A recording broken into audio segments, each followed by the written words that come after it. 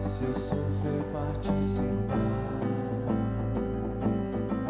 tua obra vou cantar. Meu Salvador na cruz mostrou o amor do Pai, o justo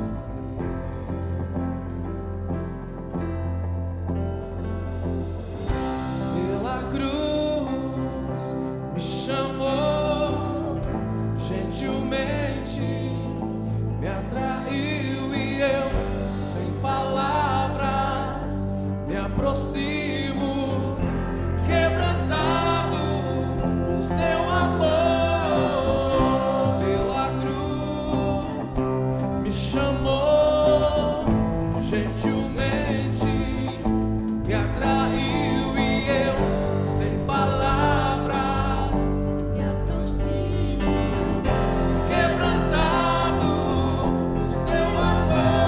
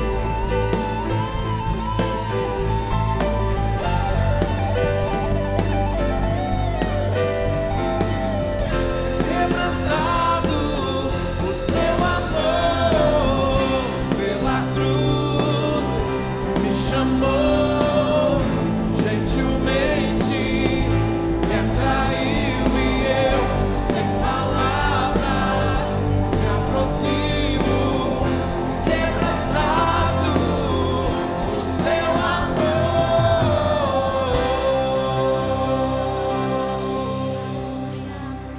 Como é bom estar na casa do Senhor, amém? Viemos aqui, Pai, para te adorar, para dizer que o Senhor é o nosso Deus, e tudo que temos, e tudo que somos, Senhor, é teu. Vivemos para ti, Pai. Aleluia, Senhor.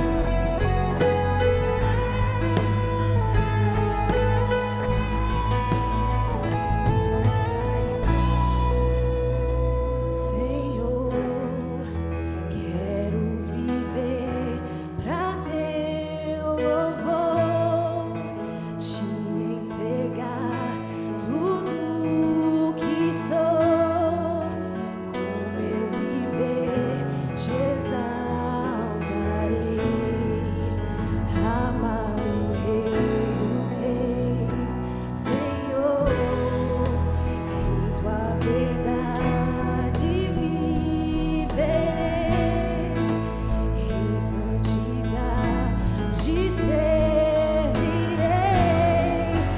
Minha herança está em ti. Amém. Oh, te adorar, Senhor, é o meu prazer. Te entronizar, Senhor, te bendizer. Minha paixão está em ti. Meu coração está em ti. Senhor, quero viver pra o teu louvor, te entregar tudo que sou. Com meu viver te exaltarei, amado Rei dos Reis, Senhor, em tua verdade viverei, em santidade servirei. Minha herança está em ti. Oh, te adorar, Senhor, é o meu prazer. Te entronizar, Senhor, te bendizer. Minha paixão está em ti. Meu coração está em ti. Te adorar, Senhor, é o meu prazer. Te entronizar, Senhor, te bendizer. Minha paixão está em ti. Meu coração está em ti, Senhor. Essa manhã, levanta suas mãos, irmãos, e declare palavras de amor, palavras de adoração ao Senhor nesta manhã. O Senhor está aqui, Ele quer escutar o seu clamor, Ele quer escutar a sua adoração. Your praise, He wants to hear your praise this morning. Agradece o Senhor por que Ele tem feito essa semana e por que Ele vai fazer ainda. Que você coloca diante de Deus todas as suas necessidades. Fala: Senhor, eu te amo, Deus. Tudo que eu tenho é teu, Pai. Viemos aqui para te louvar, Senhor. Viemos aqui para te adorar, ó Pai. Todo o nosso respirar, todo o ar, todo o fôlego que temos, Senhor, queremos usar para te adorar, para te bendizer, Senhor. We come here to worship you, Lord, this morning. We come here to give you all that we are, all that we have, God. Entregamos a ti, Senhor, as partes boas, as partes ruins, Senhor. Entregamos a ti os nossos pecados, Pai. Nos perdoa em nome de Jesus. Que nós podemos vir até tua casa hoje de manhã e te adorar, Senhor, em espírito Sim, Senhor, eis-nos aqui. Te adorar, Senhor, é o meu prazer. Te entronizar, Senhor, te bendizer. Minha paixão está em ti, meu coração está em ti. Te adorar, Senhor, é o meu prazer. Te entronizar, Senhor, te bendizer. Minha paixão está em ti, meu coração está em ti, Senhor. Aleluia.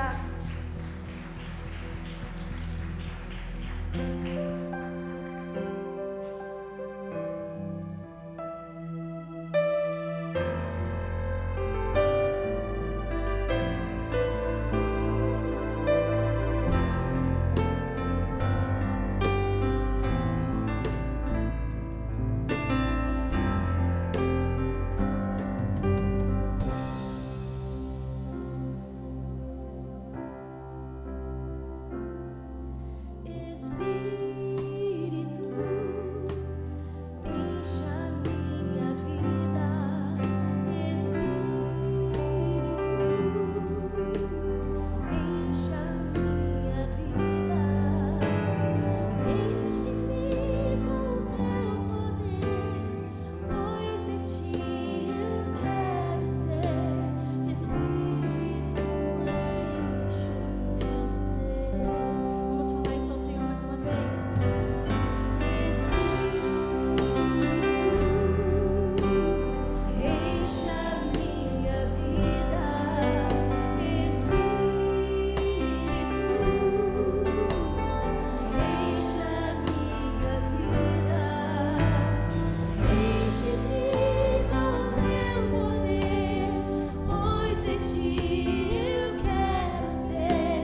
Espírito, enche o meu ser. Sejamos cheios de ti, Jesus. As minhas mãos eu quero levantar e em louvor te adorar. Meu coração eu quero derramar diante do teu altar. As minhas mãos eu quero levantar e em louvor te adorar. Meu coração eu quero derramar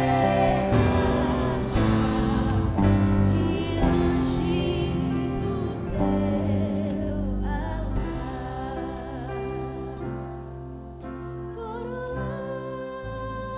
Coroamos a ti, ó Rei Jesus.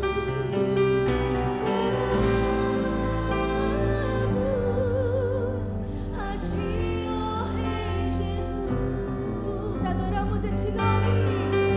Adoramos o teu nome. Nos rendemos aos teus pés. Consagramos todo o nosso ser a ti. Único que é digno de receber, aquele que é o único que é digno, nosso Deus. Toda honra e toda glória seja dada a ti, Jesus, assentado no seu sublime trono, Deus. Te adoramos, Jesus. Rei eterno, imortal, invisível, mais real. A Ele ministramos, é a Ele que nós cantamos.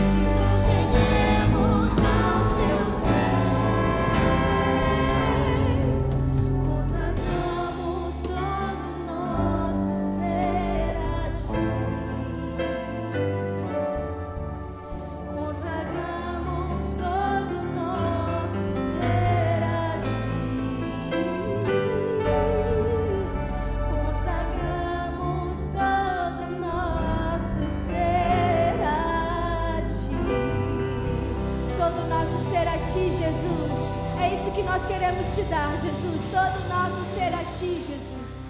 Amém. Aleluia.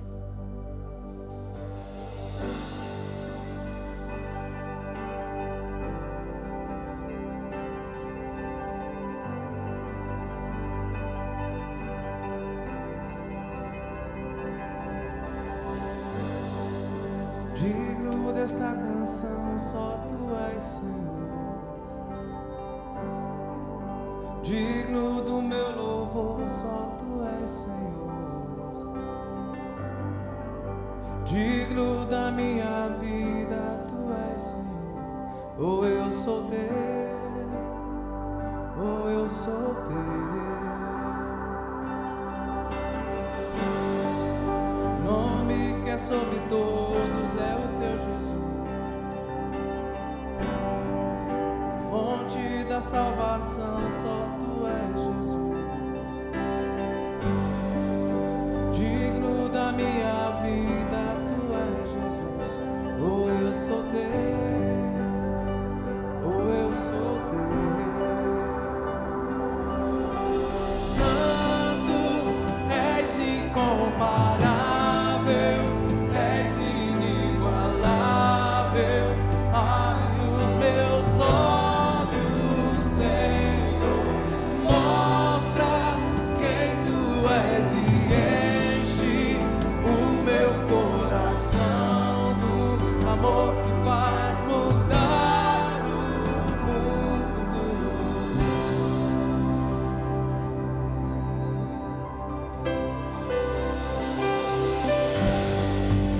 Digno desta canção, só tu és, Senhor.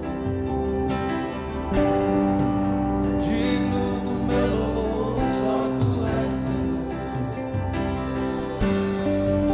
Digno da minha vida, tu és, Senhor. Ou eu sou teu, ou eu sou teu. Nome que é sobre todos é o teu, Jesus.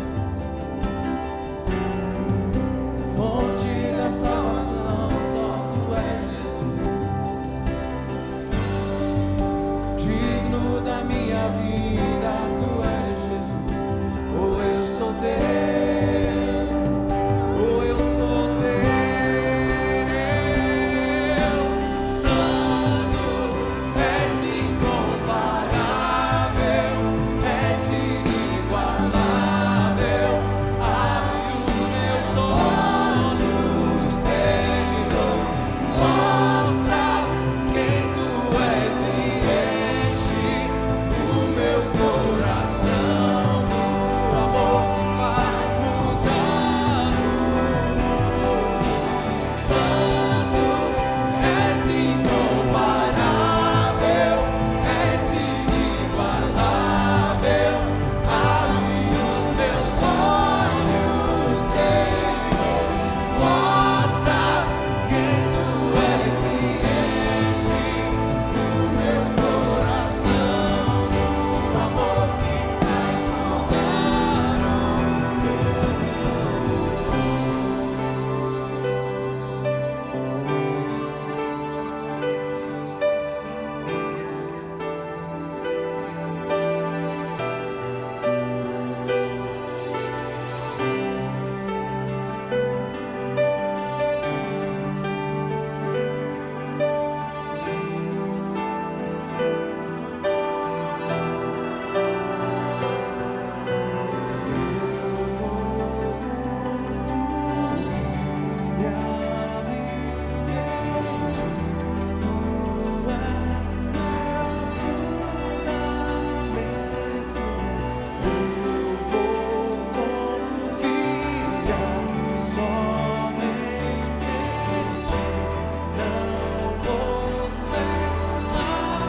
Você pode declarar isso, eu vou construir. Eu vou construir minha vida em ti. Tu és meu fundamento. Eu vou confiar somente em ti. Não vou ser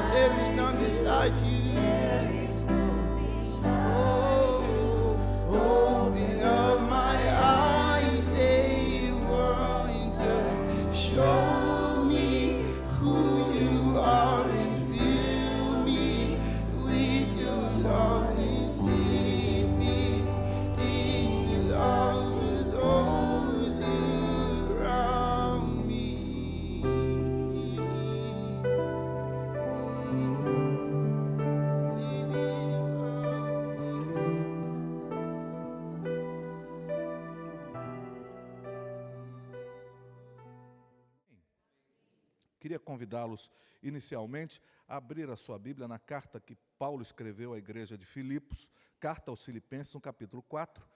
Mas eu gostaria de pensar com os irmãos sobre esse nosso tempo que vivemos. Vivemos um tempo de um profundo descontentamento, quase que patológico. A insatisfação hoje que vivemos como sociedade, principalmente no Ocidente, tem sido uma marca muito contundente da forma de viver, da maneira de encarar a vida. Nada mais consegue, de alguma forma, satisfazer a sanha por felicidade que tem varrido o Ocidente de maneira muito significativa. Estamos vivendo um tempo de grande insatisfação, e isso vai levando-nos a tentar resolver isso a partir de coisas. Nós compramos, consumimos, queremos. Um homem gosta muito de carros. E lá no Brasil, acho que aqui não precisa, mas lá no Brasil, para tentar sanar a sanha de coisas novas e de carros novos, lançou-se um perfuminho para colocar no carro, que é o cheiro de carro novo. Você coloca, porque se você não pode comprar o carro novo, você pelo menos tem o cheiro do carro novo. Aí você coloca lá o cheirinho de carro novo, porque você pensa assim, se eu comprar esse carro, eu vou ficar contente, eu vou ficar feliz, vai haver uma satisfação, mas isso dura 5 meses, 6 meses. Daqui a pouco, em outros níveis, nem vou abordar a questão de bolsas e sapatos em relação às irmãs. Mas assim, lá na igreja, aqui não, mas lá na igreja tem irmãs que parecem verdadeiras centopeias, de tantos sapatos que precisam ter. Eu falo, meu Deus, quantos pés essa criatura tem? Bolsas, então, parecem verdadeiras descendentes de cangurus, assim, com aquela bolsa, há uma loucura. Mas quantas você precisa? Não, porque não é por carência, num sentido de necessidade. É por uma espécie de volúpia de insatisfação alojada na alma. A gente precisa e a gente quer. E a gente vai estabelecendo alguma coisa como sendo aquilo que vai trazer a satisfação que a gente espera. Então eu vou atrás de certas coisas, esperando que aquelas coisas preencham uma espécie de vazio que eu tenho no peito e que precisa ser de alguma forma preenchido para que eu me sinta um pouco melhor, para que eu me sinta um pouco mais realizado, um pouco mais satisfeito. Quando eu estou dizendo isso, parece aos irmãos que eu estou fazendo um retrato da sociedade comum, dos homens que habitam ao nosso redor. Mas, por estranho que pareça, essa maneira de viver se estabeleceu também nos arraiais cristãos. Nós também estamos vivendo como que carentes e ambicionando coisas e desejando e estabelecendo até mesmo liturgias que nos ajudam a tentar minimizar o impacto do desejo ardente por possuir coisas. Queremos mais, almejamos mais, ansiamos mais, mas não simplesmente porque precisamos, mas é porque há uma espécie de vácuo no coração da gente, um vácuo na existência, e a gente vai como que desejoso, ambicionando, querendo, e nesse detalhe, a cada dia mais parecidos com os homens do nosso tempo, com as pessoas que nos rodeiam, pessoas que não têm um conhecimento mais profundo do Evangelho e do Cristo, e nós vamos como que nos igualando a essa realidade que nós vemos aos nossos olhos.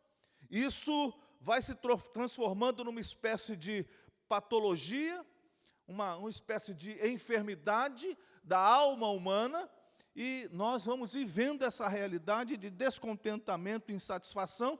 Isso vai se aprofundando na nossa alma, e nós vamos ficando cada dia mais insatisfeitos, mais chateados, menos realizados, nada é suficiente, parece que o poço dos nossos desejos a cada dia se aprofunda mais e nós vamos mergulhando e tentando resolver essa necessidade, e a gente vai se aprofundando nisso, mas parece que nada traz solução para o nosso coração. O que fazer para viver contente no meio de uma geração descontente? O que fazer para se encontrar satisfeito no meio de uma geração plenamente insatisfeita? Como a gente muda essa realidade? Como a gente caminha numa espécie de contracultura religiosa evangélica, mas de um evangelho genuíno? Como a gente consegue estar nesse mesmo rio da humanidade, mas navegar contra a maré?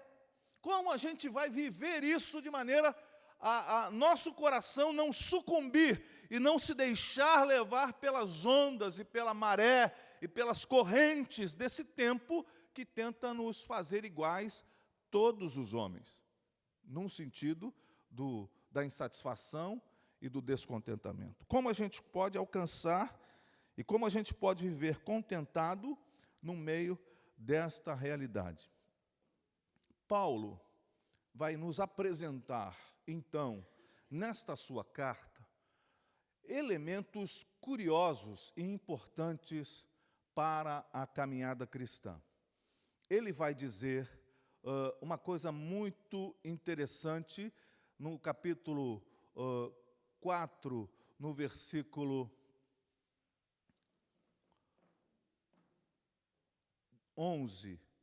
Digo isso não porque esteja necessitado, porque aprendi a viver contente em toda e qualquer situação. Aprendi a viver contente, ou aprendi a adaptar-me a toda e qualquer situação. E o segredo, talvez, para a nossa vida, seja exatamente isso. Como a gente vai conseguir, nas diversas situações e circunstâncias da vida, descobrir a possibilidade do contentamento? Como que a gente vai viver contente? Muito obrigado, querido. Como a gente vai viver contente?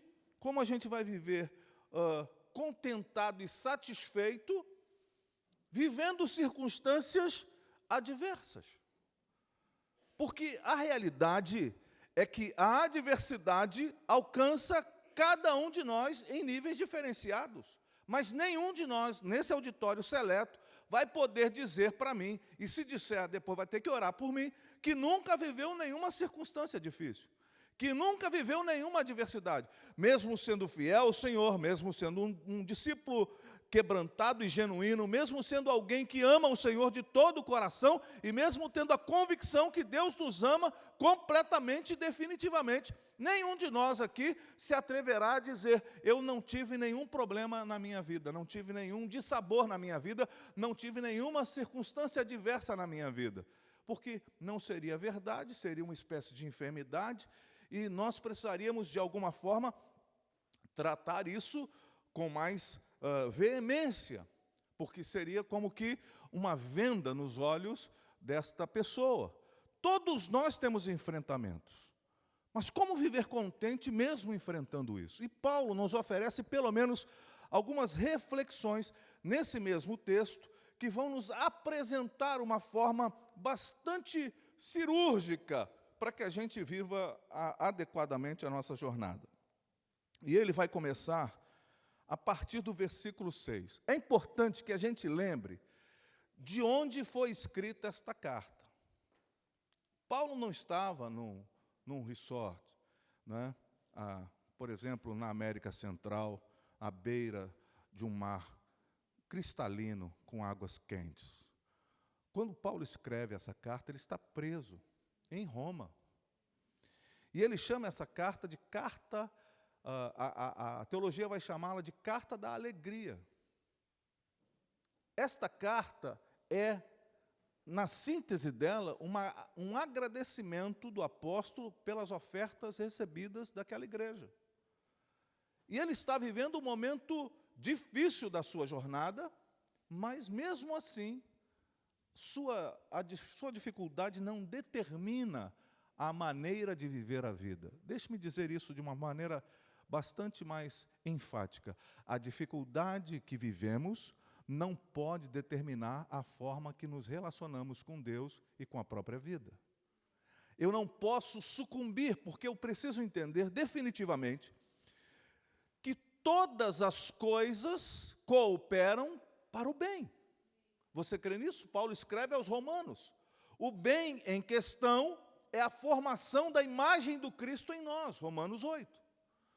A ideia original de Deus sempre foi que os discípulos, que os cristãos fossem, a igreja fosse formada de pessoas parecidas com o Cristo. Então ele é o nosso modelo principal e todas as coisas que acontecem conosco, sejam as agradáveis e desagradáveis, cumprem um propósito eterno de Deus, de nos conformar à sua imagem, para que ele seja o primogênito entre muitos irmãos.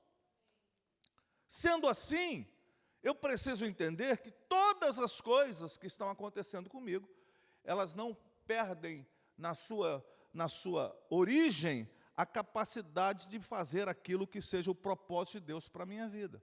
Mas eu preciso então orientar a minha vida. E Paulo está escrevendo essa carta com esta ambição santa de fazer com que haja uma orientação para a vida daquelas pessoas, para que o descontentamento não seja tão perceptível na vida dos discípulos de Jesus.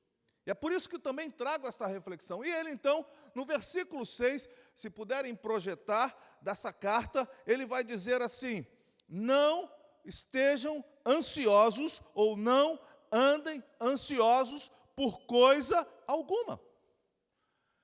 Pastor, mas isso parece uma impossibilidade, porque nós vivemos esta crise, meus irmãos. Há duas pressões que estão assolando a humanidade, principalmente ocidental, nesse tempo. O excesso de passado, manifestado na depressão, e o excesso de futuro, manifestado na ansiedade. Nós estamos sob duas pressões gigantescas que têm pressionado a alma do ser humano do século XXI.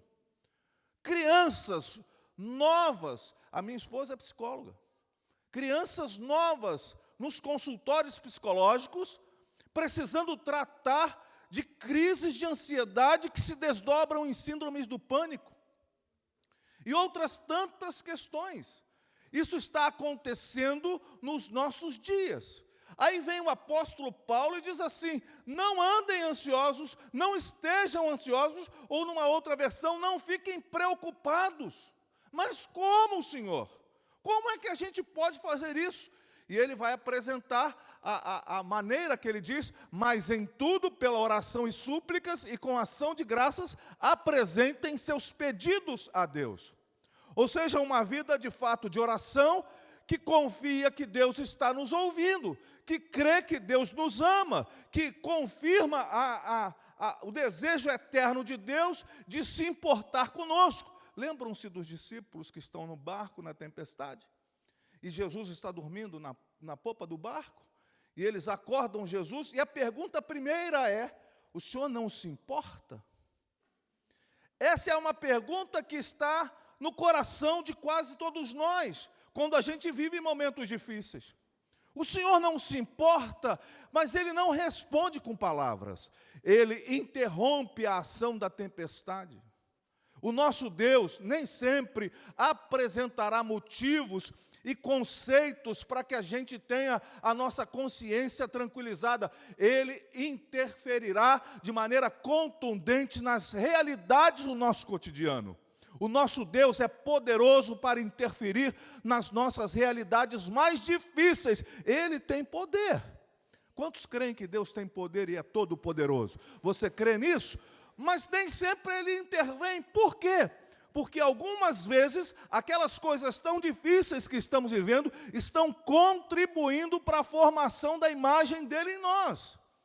Por isso o apóstolo Paulo vai orar 3 vezes e vai dizer: eu fui atingido, afligido por um emissário de Satanás, por 3 vezes eu orei, e a resposta do Pai foi: a minha graça te basta, porque o meu poder se aperfeiçoa na fraqueza, pelo que então eu me gloriarei nas minhas fraquezas, nas minhas fragilidades, nas minhas dores. Entenda, meu irmão, vivemos um tempo em que o empoderamento é a palavra mágica, mas nós precisamos retomar a palavra bíblica e não as palavras contemporâneas para trazer satisfação à nossa alma. A palavra do Senhor é que o poder dele se aperfeiçoa na nossa limitação, na nossa fraqueza. Portanto, não tenha medo de fraquejar, de ter dificuldades, mas apresente a sua vida e glorifique a Deus pelas dificuldades e as circunstâncias adversas pelo que passamos. Pastor, mas isso é muito difícil? É porque muitas vezes deixamos que a ansiedade tome conta do nosso coração. E a gente quer, de alguma forma, trazer o futuro rápido, como se o futuro fosse melhor. Meu irmão, a igreja de Jesus não vive pelo futuro.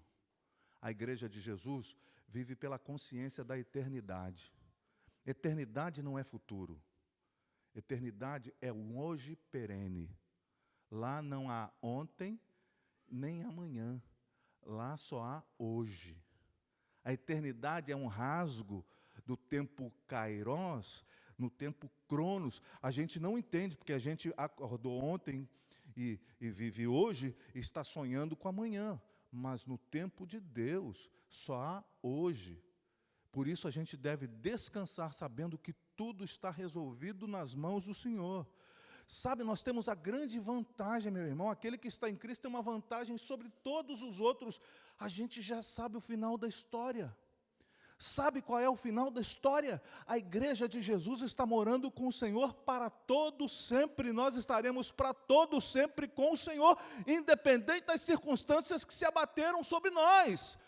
Ou seja, eu posso morrer com meus 120 anos saudável absolutamente, ou posso ter um infarto na semana que vem, ou posso ter uma enfermidade, não importa, porque a eternidade junto com o Pai já está resolvida pelo Cristo. Então, a ansiedade em si, ela carrega no ambiente da fé cristã uma incongruência radical. Ela não pode fazer nada por nós. E Jesus deixa isso claro. Como é que eu não vou ser ansioso? Vivendo num tempo de gente insatisfeita e ansiosa. Vamos comigo, por gentileza? Eu vou levá-lo ao texto de Mateus.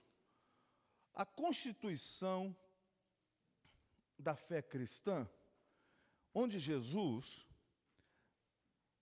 numa determinada montanha, prega um sermão e depois traz seus discípulos para mais perto. E no versículo 25, a partir do capítulo 6, a partir do versículo 25, Jesus diz assim: por isso digo a vocês, não se preocupem com a sua vida, quanto ao que irão comer ou beber, nem com o corpo quanto ao que irão vestir. Não é a vida mais do que o alimento? E não é o corpo mais do que as roupas? Observem as aves do céu, que não semeiam, não colhem, nem ajuntam em celeiros. No entanto, o Pai de vocês, que está no céu, a sustenta. Será que vocês não valem muito mais do que as aves? Olha assim, não faz aquele olhar radical, não. Algumas igrejas falam, faça isso, olha aqui não. Vamos lá, olhe discretamente para a pessoa que está do seu lado. Discretamente, assim, pelo rabo de olho. Veja se você não está sentado ao lado de alguém que vale mais que um pardal. Agora a esposa pôde abraçar o marido, você é o meu canário belga, você é o meu coleirinho, né? Ou então, pode ser que aqui também tenha daquelas aves, os urubus, que foram campeões ontem também. Mais uma vez, né? Vai dizer que tem, misericórdia, onde eu vou tem urubu. Mas a Bíblia vai dizer, vocês valem mais do que as aves. Mas ele não manda olhar. Curiosamente, Jesus não manda olhar, porque a nossa geração tem desaprendido a observar. A gente olha muita coisa ao mesmo tempo. Sabe o que tem sido traduzido em ansiedade? O excesso de olhar. O excesso de olhar. Você vê, nós temos um computadorzinho que a gente carrega, que a gente resolvia chamar antigamente, de telefone. Era o telefone para a gente falar com as pessoas. Hoje, a gente tem um chamado celular, um smartphone, que a gente pega aquele bicho e a gente olha tudo o tempo todo.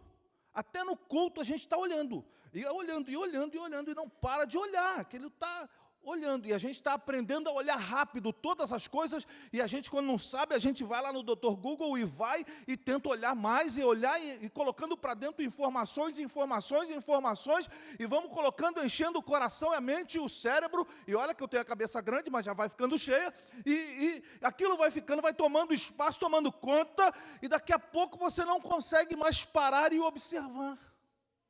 Tem gente que vive aqui, mas não conseguiu observar a beleza das árvores do outono.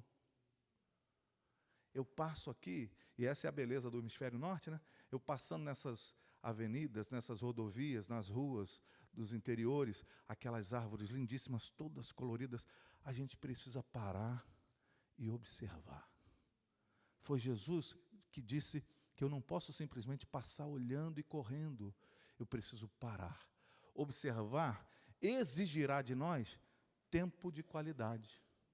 E se eu quiser mudar a forma de viver a minha vida e não sucumbir à ansiedade, eu precisarei ter um ritmo diferente na minha vida.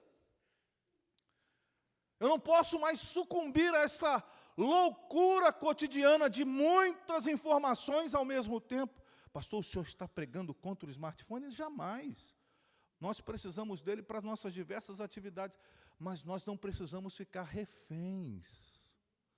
Nós não podemos ficar reféns e gastar todo o nosso tempo nessa realidade. Eu preciso parar e observar, porque Deus está agindo em diversas coisas. Quando eu paro e observo o outono, as árvores do outono, e já o friozinho que vai chegando, a gente fica assim, o inverno está vindo, está batendo as portas, daqui a pouco vem neve, e eu preciso aprender a lidar com as diversas estações cíclicas da nossa realidade, e encontrar a beleza dessas estações, e uma grande verdade embutida nelas, todas elas passam. Você vai reclamar de uns meses de inverno e vai ficar, meu Deus, esse frio, mas daqui a pouco será primavera, daqui a pouco será verão, daqui a pouco será outono, daqui a pouco será inverno de novo. A vida é cíclica e eu preciso admitir isso ao meu coração e desacelerar um pouco a minha vida para que eu possa observar com qualidade a criação de Deus que me ensina alguma coisa. E eu então não vou ser refém desta loucura cotidiana, desta loucura contemporânea que tomou conta da nossa vida.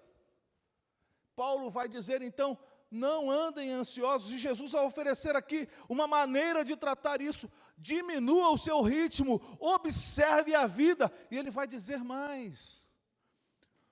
Olhem, observem as aves do céu, mas também observem. Por que vocês se preocupam, versículo 28, com o que vão vestir? Observem como crescem os lírios do campo. Eles não trabalham nem fiam. Eu, porém, afirmo, quem está afirmando? Jesus, afirmo a vocês, nem Salomão, em toda a sua glória, se vestiu como qualquer deles.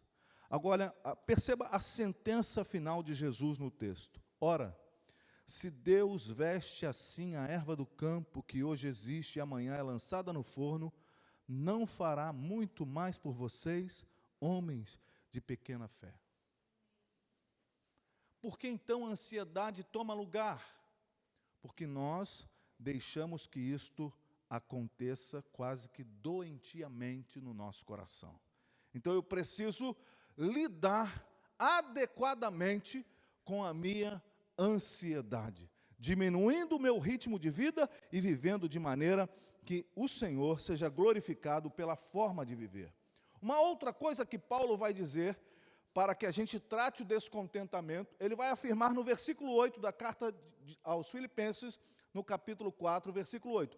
Finalmente, irmãos, tudo que é verdadeiro, tudo que é respeitável, tudo que é justo, tudo que é puro, tudo que é amável, tudo que é de boa fama, se alguma virtude há e se algum louvor existe, seja isso o que ocupe o pensamento de vocês. Paulo está dizendo que nós não podemos ser reféns dos pensamentos. Paulo está dizendo que eu preciso aprender a dirigir ao meu modo de pensar. Um certo pensador disse uma vez uma coisa: eu não posso impedir que as aves voem sobre a minha cabeça. Ninguém pode. Ninguém pode impedir que as aves voem sobre a nossa cabeça. Mas ele disse: eu posso, porém, impedir que elas pousem e façam ninho sobre a minha cabeça.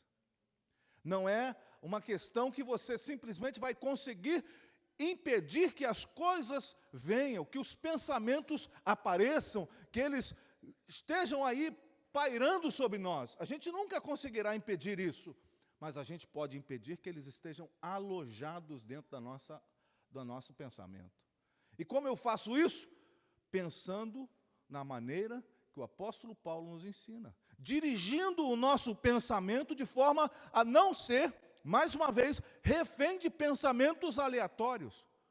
Quantos aqui, como eu, muitas vezes já perdeu noite de sono, pensando em problemas que você mesmo não tinha como resolver?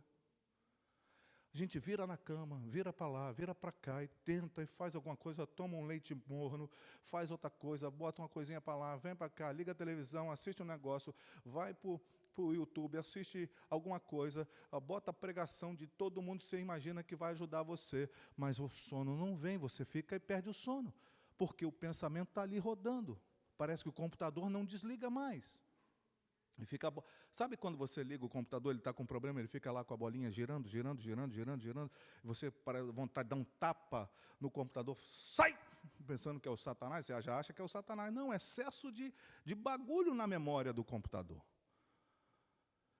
Em alguns momentos, meus irmãos, a gente precisa aprender a dirigir o nosso pensamento para não ficarmos cheios de pensamentos que não valem nada. Eu preciso dirigir o meu pensamento. Tudo que é bom, tudo que é verdadeiro, tudo que é amável, tudo que for de boa fama, se há algum louvor, pensa nisso. Pensa nisso. Muda o seu pensamento para a direção daquilo que Deus tem para você. Paulo vai dizer ainda mais uma coisa, fique tranquilo, antes que você esteja com fome, você estará diante de um prato de comida delicioso. Paulo diz assim, versículo 9, o que também aprenderam, receberam e ouviram de mim, e o que viram em mim, isso ponham em prática. Esta é uma outra questão muito importante. Nós precisamos retornar, não ao excesso de conhecimento, mas à prática daquilo que já conhecemos. O drama realizado hoje mais contundentemente na igreja cristã chamada evangélica, é exatamente este. Nós conhecemos muito e praticamos pouco. A crise não é mais de saber, a crise é de praticar. Nós temos vivido uma realidade quase que adoecedora dessa verdade. Os crentes estão expostos a uma quantidade de ensino, há uma possibilidade de conhecimento de pregadores dos mais exuberantes aos mais ignorantes, todos na rede social, todos no YouTube. A gente está lá, a gente pode assistir todo tipo de pregação, as que a gente gosta e as que a gente detesta, aquelas que a gente acredita, aquelas que a gente nem passa na nossa mente acreditar, mas estão todas lá, todas informando e todas trazendo conhecimento. A gente pode ser seletivo, saber o que queremos, buscar conhecimento, conhecer profundamente, mas nada disso trará resultado se nós não praticarmos aquilo que estamos aprendendo. E é isso que Paulo está dizendo. Isso vai ajudar-nos a não viver descontentes. Quando eu aprendo a praticar o Evangelho, aquilo que recebi, eu vou viver exatamente aquilo que Deus tem para a minha vida. E no versículo 11, ele vai dizer então, finalizando, digo isto, não porque esteja necessitado. Olha bem o que Paulo diz, porque aprendi a viver contente em toda e qualquer situação. Sei o que é passar necessidade. E sei também o que é ter em abundância. Aprendi a adaptar-me, aprendi a viver as diversas realidades, mesmo as mais extremas. Há duas questões muito significativas e singulares nessa expressão. Muitas vezes, quando nos falta, nós nos tornamos rancorosos, nos tornamos embrutecidos, nos tornamos duros. E muitas vezes, quando nos sobra, nós nos tornamos lenientes, nos tornamos embevecidos, quase que tomados por um torpor mental, vamos levando a vida de qualquer maneira. Paulo vai dizer, eu aprendi a viver tendo muito ou não tendo nada. E isto vai nos ensinar o saber necessário para viver contente no meio de uma geração descontente. E por último, mas não menos importante, Paulo vai nos oferecer uma questão muito importante, muito interessante. É o versículo 12, quando ele diz assim, aprendi o segredo de toda e qualquer circunstância. Aprendi o segredo de viver bem alimentado ou de ter fome, de ter abundância ou de passar necessidade. Há um segredo. Sabe o que é segredo? Marcelo, por favor, pega aí a chave do seu carro. Eu sei que você sentiu no seu coração de fazer uma doação momentânea. Joga para mim aqui. Pode jogar. Pode jogar. Eu já fui bom nesse negócio. Quando era jovem, jogava bola, não era nem goleiro. Aqui, isso aqui é chave para mais de meta, hein? Misericórdia. Mas essa aqui é a chave do carro do Marcelo, que me trouxe até aqui. Aqui há um segredo. E esse segredo faz funcionar somente o carro dele. Claro que pessoas com outro tipo de habilidades poderão fazer funcionar o carro sem o segredo. Mas não serão pessoas, de fato, que a gente quer ter aqui como modelo para a nossa vida. Mas se eu quiser fazer funcionar o carro dele e andar, ele ser levado para onde eu quiser, claro, com a aquiescência do Marcelo, para todos os lugares desse país maravilhoso, eu preciso o segredo. O que Paulo diz? Aprendi o segredo de viver contente em toda e qualquer situação.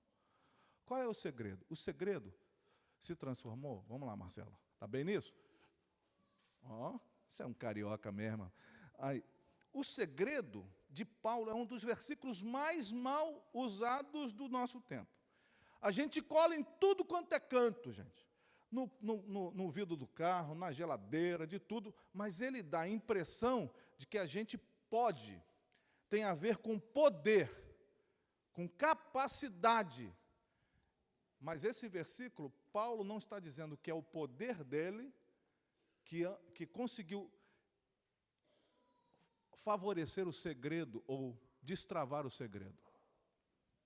O que Paulo diz é: tudo posso naquele que me fortalece. O que ele está dizendo? Eu posso passar necessidade e posso ter em abundância. Eu posso estar vivendo um momento de grande saúde e posso estar vivendo um momento de enfermidade.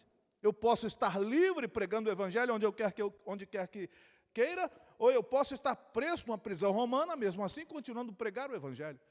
Tudo eu posso naquele. O segredo de Paulo está naquele, na relação que ele tem com o Senhor. Então, como eu consigo viver esta vida que eu tenho que viver, que eu estou aqui exposto todos os dias e cotidianamente exposto, viver de maneira adequada, sem ser tomado por essa sanha de insatisfação, de descontentamento? Como eu consigo viver isso? A partir, então, de uma relação profunda com o Senhor. Não uma relação dominical com o Senhor. Não uma relação simplesmente litúrgica com o Senhor. Não uma relação meramente religiosa com o Senhor, mas uma relação umbilical, uma relação profunda, uma relação de vida, uma relação que de fato vai orientar a minha jornada para a vida toda.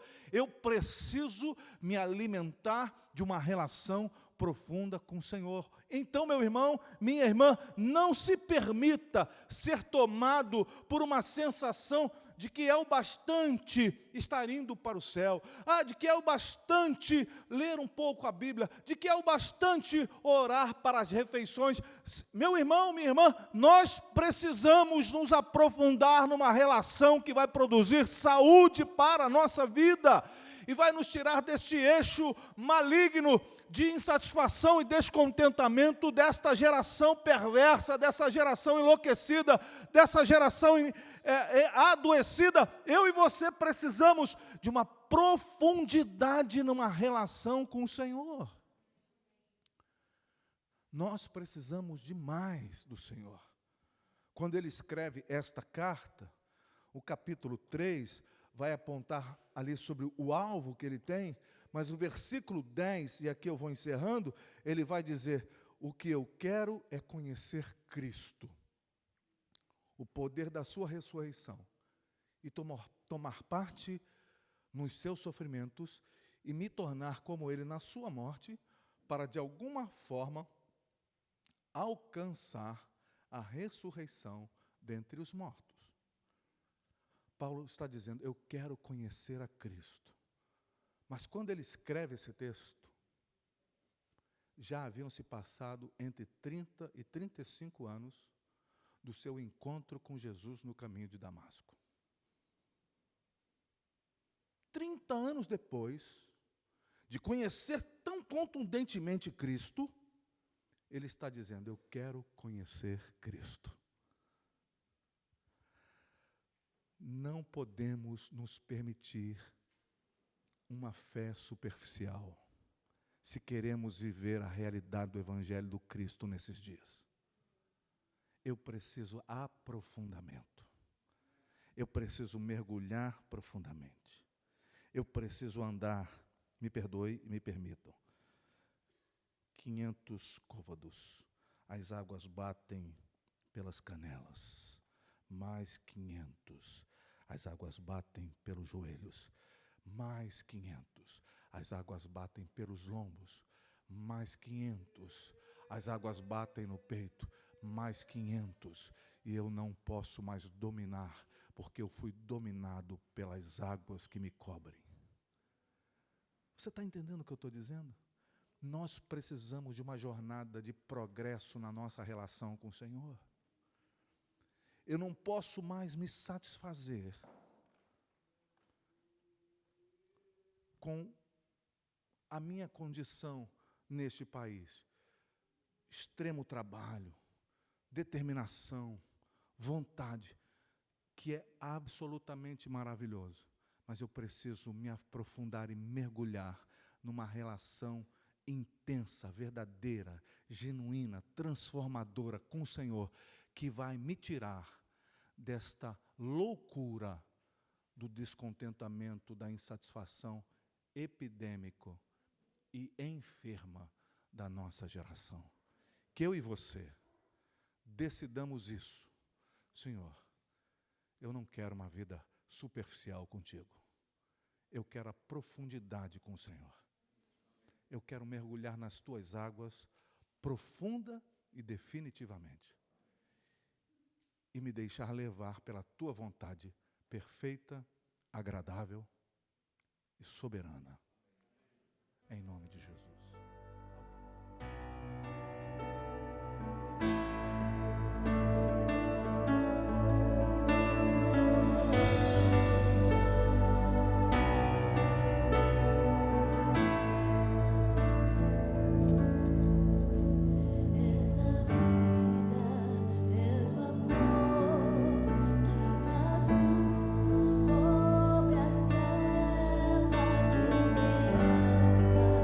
Que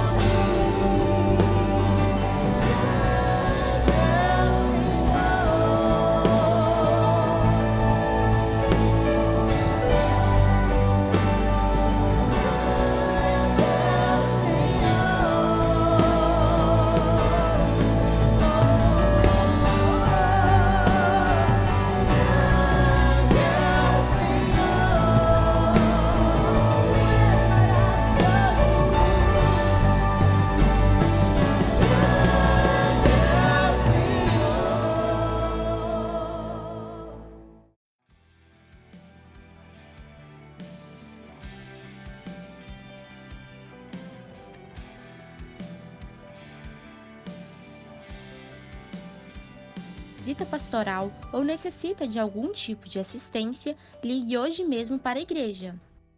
Crianças, venham participar dos ensaios de Natal. Teremos ensaios todos os domingos pela manhã durante o horário do culto.